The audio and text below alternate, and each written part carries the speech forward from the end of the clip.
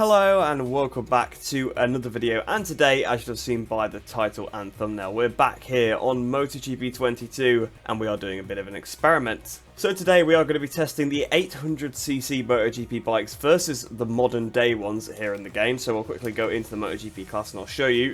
You can see we've got Valentino Rossi and Jorge Lorenzo from 2009 in here. Ignore the fact that they have Fabio Quartararo heads. That's just what the game does when it doesn't have a head to load for the rider. So basically, I've used the 2009 bikes because I thought those are probably the ones I'm going to be the most comfortable on, just haven't done the 9 season 2009 mode. And to be honest, I just want to see how close I can get to the AI, whether I'm a million miles off, whether I'm right on their pace, because I'm not 100% sure what the difference is in terms of the pace of the bikes. I don't think it's actually a lot in these games, but I guess we'll have to find out. Now, of course, there will be a couple of little things to take into consideration, the main one being the tyres, really. The tyres will be slightly different to what I'm used to on the 2009 bikes, because we've got the modern day Michelins on. Again, there's probably not a lot of difference between those tyres in the game, but we'll have to find out when we go on to track, I suppose. So we'll go as Valentino Rossi. It's also good that we've got our teammate Lorenzo in here as well, because we can kind of gauge ourselves against Lorenzo. So if we look at the race options, you can see we've got 120% AI. In fact, I'll actually make sure my starting position is 26th on the grid. I might do a couple of races, but I think first of all, we'll start off with Le Mans, because Le Mans is probably the AI's worst track. So of course, I'm on a much slower bike. I've got to try and give myself the best chance possible. But without any further ado then, let's head into the race. I'll see you down on the grid. Hopefully this 800 can keep up. So down here on the grid then, you can actually see we actually have the correct animation for Valentino Rossi. So sort of squatting down by the bike, the one that they always had in the games. I kind of thought that they wouldn't have that on historic bikes, but I guess they do, so that's pretty cool. I didn't see where Lorenzo was actually starting. It's not first or second, I know that, because the real Fabio is on pole and Aleix is second, but you'd expect Lorenzo's AI to be pretty good, so he should be up there on the grid somewhere. So he'll be sort of dropping through the pack, you would have thought. I'm trying to gain my way through. Let's see if we meet in the middle, and let's just see how we get on. I think we could be pretty much on their pace here at this track. So Lorenzo's actually in 5th place, and as you can see on the right-hand side of the screen, we actually have all of the correct electronics still, so we're a little bit of a disadvantage compared to the real MotoGP bikes. That start was absolutely terrible though compared to them. I guess they all had the ride height device, so you can see how much of an advantage that's actually worth. So it does show that the ride height device does work. There's been a crash in the middle of the pack. We've already passed Lorenzo, by the way, into that first corner. That's how slow he was going. We're being attacked by the VR46 Ducatis. I've just realised that fuel consumption... I've just realised it's a 9-lap race. Well, you know what? I didn't intend for it to be a 9-lap race, but we'll see. I'll go for a few laps. If we're actually having a decent race, then I'll actually keep going. But if not, then I'll just stop after a couple of laps. I guess it doesn't matter too much. We're on the inside of Digi Antonio. A little bit of touching there with Digi. We found our way through. I'm not quite sure why Miller and Martin are so far down the order. I know there's a bit of turn 1 chaos, so that could have been why Martin's down the order. But Miller was like 24th on the grid or something like that. It's really weird. I've not really played that much of the GP class, so I don't know their AI performances that well, but it seems a little bit weird that Miller is so slow. But look how much we got left out of that corner. Had a garage there, they absolutely leapt away. I'm very surprised that Miller didn't pull a pass on me, actually, because I was using power mode 3, and that's how much they leapt away. And again, out of here, so every single time we come out the corners, you can see they've just got so much more power, which makes sense, because they've got another 200cc over me, which is quite a lot, considering we only got 800 to start with.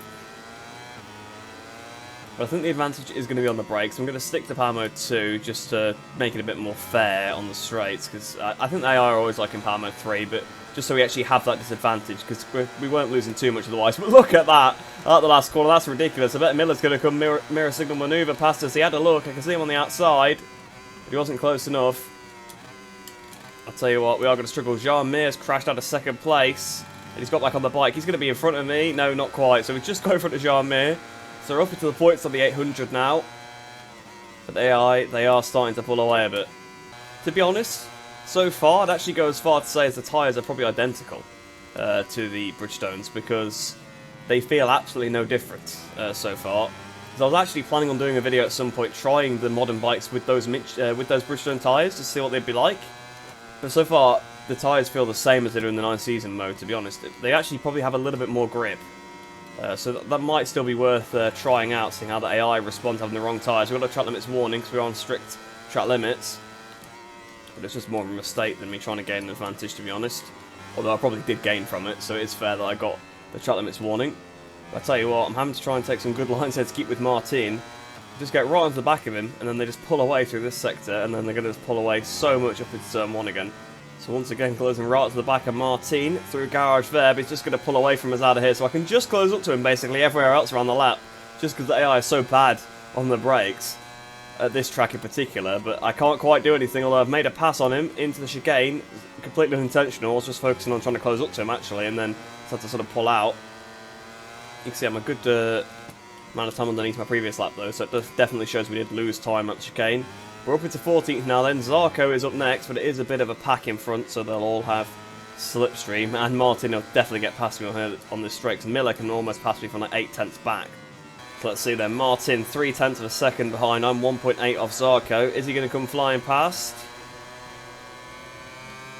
Well again, I think that just highlights an AI weakness, because he definitely should have done, because he was definitely within range to make a pass. One thing that will be pretty interesting is, because I've accidentally done a longer race, it'll be interesting to see how the tyre wear is affected by the mass of the bike, because our bike should be a lot lighter, because obviously it's got a lot less engine mass in it, it's got a smaller engine. So it makes me wonder whether my tyres won't go off as much. So at the end of the race, we might actually be really fast compared to these AI, because they might be struggling with the tyres, and we might be absolutely fine. So we're coming towards half a race distance on these mediums, and there's barely any wear on them. So this lap's actually been very good, because we closed up a lot to Zarco. We're a second almost underneath the time. I've just lost a lot of time through there, though. We changed direction and had a bit of a wheelie. I'll tell you what, that was actually a very good lap, and we're definitely out of range of Martin now, 1.4 seconds. I picked up another challenge this morning, but it's okay. Again, I am pushing quite hard. I'd love a little position update on Jorge. It looks like there's a bit of a gap behind sort of Miller, so I think maybe Jorge is there and sort of holding everybody up, because again, the AI just cannot pass. Quartararo has gone down though from the lead. Are we going to be in front of Quartararo, or are we going to be behind him? Well, somebody else has crashed. Oh, it's Bastianini. Zarco's stuck on someone's bike. Oliveira's just in front of us. Zarco's now gone down as well. I completely missed that because I was looking for where Quartararo was on the left-hand side. But he's actually got back on in third place. I tell you what, Fabio did not lose a lot of time there, did he? At all. I think there might be just a bit of a bottleneck here in front. That actually might be the reason why he got back on, because the leaders are miles in front. Oliveira, why did he brake there? Is that how early they brake for that corner? They were like, we got halfway down that straight. Well, we're up to the top 10 on the 800. Of course, this is the AI's worst track, like I said before, but even still, not doing a bad job at all. I tell you what though, it's pretty weird that Darren Binder's actually doing so well. He's in 9th place, so is Raul Fernandez in 8th place actually, and Morbidelli I think that is in front of them. So, I'll tell you what, there's some AI that should be at the back doing pretty well, and I think that is just a case of what happened going into turn 1. I think because Lorenzo was going so slow, they all sort of hit him. Bit of another challenge this morning, I've really got to be careful with that penultimate turn. But yeah, I think Lorenzo was going so slow, they all sort of hit him going into turn 1. And I think that just kind of messed up the pack completely, so I think that's why we're making some good inroads, because I think we have some slower AI at the front of this train. I'm having to watch the fuel a little bit more now as well. I was using a lot more Power Mode 3 a couple of laps ago, but I'm because we're coming towards the end of the race, I'm just trying to be a little bit mindful of the fuel now. I reckon Fabio must have some sort of bike damage, because he's holding up this pack unbelievably, like they're all just trying to get past him. And you can see Bagnaia and Rins on the mini-map. Look how far away they are. It's absolutely unbelievable. I mean, it's helping me out a lot, so I'm not going to complain. But Fabio Quartararo is costing this group so much time, and the AI just can't pass. Look at them. This is ridiculous. I've talked about it in a few videos now. It keeps coming up in career mode and stuff, and obviously I mentioned it earlier on in the race when the Ducatis couldn't pass me on the straight, even though they were like, they could probably gain 0.8 on the straight if they were on their own. The AI just cannot pass each other. I really, like, I'd almost bet my house on the fact no one from Milestone will ever see this video, but guys, you have to make better AI next year. It's just not good enough. Because look at them, they're just going in this train, they're just not passing each other at all. Look at how slow Fabio's going compared to them, and they just cannot make a pass. It's unbelievable. But he actually has found a little bit of time on them there, although Brad Binder looks to be right on the back of him again already. Go watch out into here, because they break so early. We might pass a few of them. Up the inside of Raul, up the inside of Darren as well. No, just going to slot in behind Darren. We might be able to get Darren on the inside, but it's not worth going for anything too risky here, because they are just going to absolutely pull away. I mean, look at them using the ride height device. Obviously, there's the power is a lot of it as well, but I reckon the ride height device actually seems to work in this game now. We're at the inside of Darren Binder. We just kind of punted him a little bit, and now stuck behind Morbidelli. We've still managed to get around the outside of Darren Binder, though. I think Fabio's finally lost that position, so we do need to try and capitalise. We're around the outside. Tell you what though, that was pretty good. Darren Binder again, still trying to do a little bit more contact with Darren Binder. Apologies I'm getting my elbows out, but once again, I'm at a huge disadvantage compared to these guys. You've seen it on the straights, so I am trying everything I can to try and make these passes. Especially now that Brad Binder's got to the front of this pack, because I need to get to the front of this pack and stop him pulling away, because I want to try and get this podium. But Darren Binder again closes right to the back of me. Admittedly, it's not the easy. Oh, Bagnaya's down. Bagnaia has crashed, and I think he's the only one. I've made a huge mistake though, because I got completely put off by that. Another chat on this warning, fair enough I suppose, but I did definitely lose time from that. But Bagnaia has had a huge accident on this penultimate lap of the race. If Brad Binder also went down, I knew somebody else went down, I couldn't see who it was. This fight for the podium is now on. In fact, actually, was it Bagnaia that crashed? I don't think it was Bagnaia that crashed. Or Bagnaia is now back within range. So I think Bagnaia crashed, but also at the same time, Brad Binder just happened to crash. So Brad Binder's crashed, Pecco Bagnaia's crashed, and we're going on the inside of Morbidelli and on the inside of Viñales as well. Oh, that's getting tight. So up into 5th place, Valentino Rossi, right behind probably his most infamous rival, Marc Marquez there. And Marquez trying to pass Quartararo, but can't do it. We're closing up to Marquez, and we're going to have a look at the inside of the chicane. Yes, we are. There's just about enough room, a little bit of touching again. We've got 1 lap now then to try and pass the 2 of these, and we know that Fabio's weak on the brakes. It seems he's just holding AI up so much. I couldn't even pass Marquez there, actually. I was quite surprised. I think if it was just Marquez on his own, I would have got him easily, but because Fabio was there, I couldn't risk it. But Viñales trying to re-overtake me. Again, Viñales just backs out the throttle for sort of no reason. He probably would have had that move done because he has so much more power. I mean, I guess that I can't calculate that I've got a massive power deficit. But even still, 1.4 seconds off my previous best as well. Down to power mode 2. We can't use any more power mode 3 in this race, I don't think. Now there's been a crash. It's Rins! Rins has gone down. But unfortunately, the leaders are so far in front, it's not going to make much of a difference to us.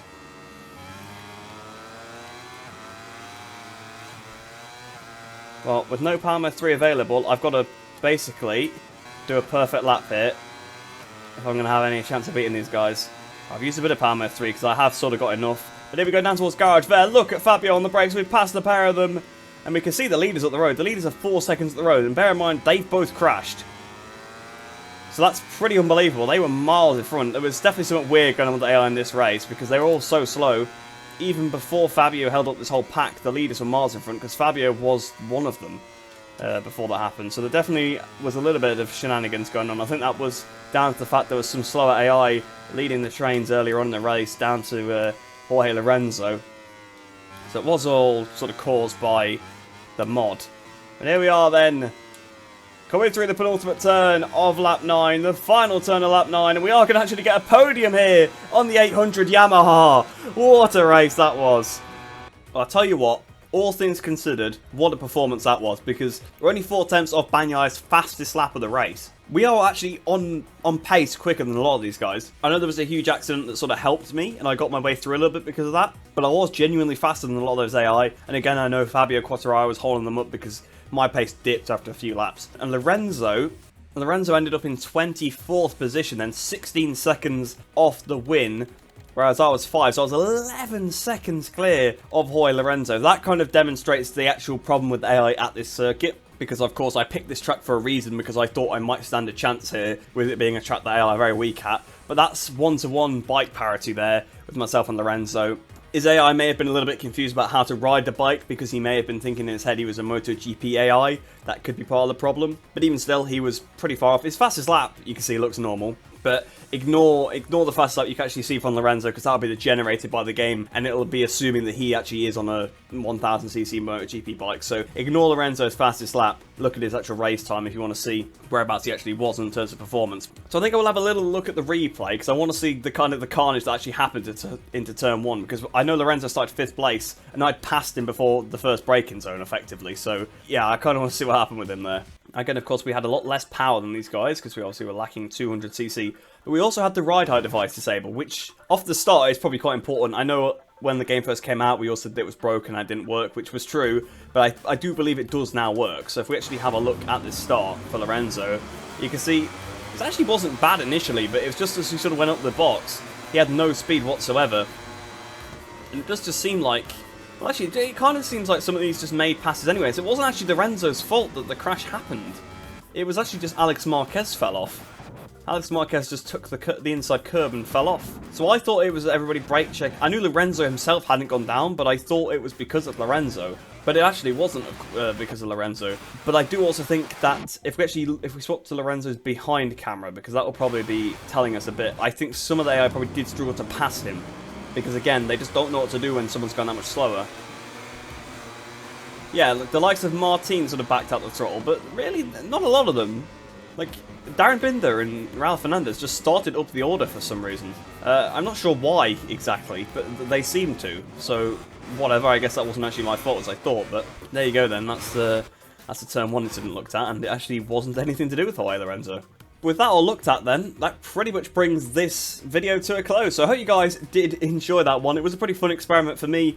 Actually ended up not being the video I really intended to make, because I meant to maybe do one like 3-lap race and then have a look at a couple of different other tracks, but when I realised it was a 9-lap race, I thought, you know what, there's a chance to do something a little bit different here, and I tell you what, it was very enjoyable, and we got a good result out of it. So there you go, that is the comparison really between the 800 and the 1000s, giving the 800 basically the biggest advantage possible by picking a circuit where the AI are seconds slower. I mean, if you look at my genuine pace, it is only 4/10 off them on a bike, which is much, much slower than the modern day equivalent, so not too bad overall there. On the wrong tyres as well, although interestingly enough the tyres did feel absolutely fine. I do think they do have more grip than the Bridgestones, having done that whole race, because I was not losing the rear as much as I usually do in 9 Season 2009, so that's worth noting, I think, because I think the Michelin tyres obviously are a little bit better. So if you do want to see me try the Bridgestone tyres on the modern day bikes, do let me know. If you have any other ideas for any experiments, again, let me know. But like I said, I hope you did enjoy that one. Hope you enjoyed the rest of your day. Hope you're all staying safe, and I shall see you in the next one.